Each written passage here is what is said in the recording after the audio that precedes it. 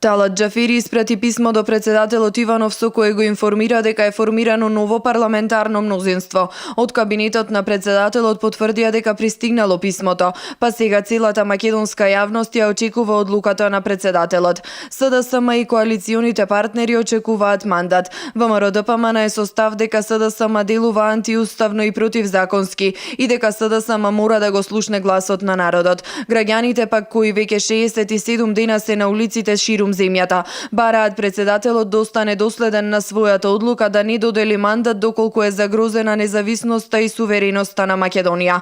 Од Иванов зависи дали Зоран Заев ќе добие мандат да формира влада или председателот ќе остане на својот став дека тоа нема да го стори додека не се отстранат правните и политичките пречки. Шефот на државата смета дека тиранската платформа е пречка за одредување мандат, додека новото парламентарно мнозинство неубедливо уверува дека такво нешто не постои. Лидерот на СДСМ Зоран Заев вчера повторно изјави дека може да понуди гаранции за унитарноста, уставноста и мултиетничноста на државата.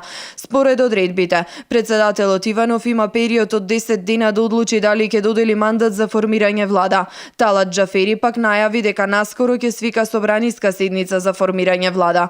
Во деловникот на собранието се вели дека седница за избор на влада не може да има се додека шефот на државата не одреди мандатар.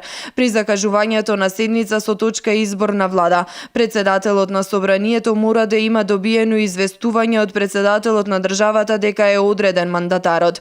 По најавите на Џафери и случувањето од 27 април се поставува прашањето дали СДСМ заедно со албанските партии ќе ја почитуваат одлуката на председателот каква и да е истата, или пак ќе преземат активности за избор на влада без мандат, спротивно на уставот како при изборот на спикер на собранието. Експертите констатираат дека без објавување на одлуката од редовниот избор во службен весник, Талат Џафери не смее да презема ништо во службената кореспонденција или да се представува во својство на председател на собранието, затоа што секое преземање вакви чекори ќе значи негово лажно представување, што е казниво дело согласно кривичниот законник. Но и покрај ваквите констатации, Талат Џафери во текот на вчерашниот ден беше во посета на Брисел на средби со еврокомесарот Хан и високата представничка на Европската унија за надворешна политика и безбедност Федерика Могерини.